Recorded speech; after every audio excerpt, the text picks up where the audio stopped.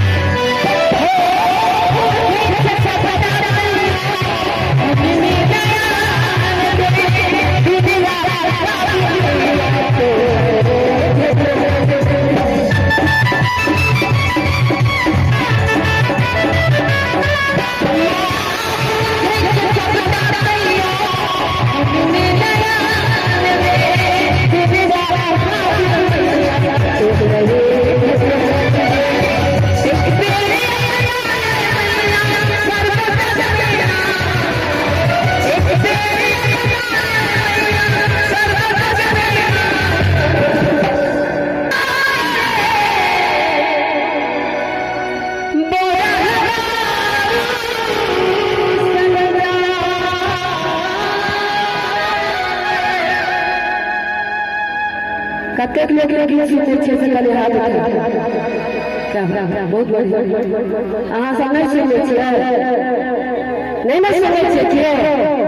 कते लोग सुने छियै दुनू हाथ उठा कि भंगिया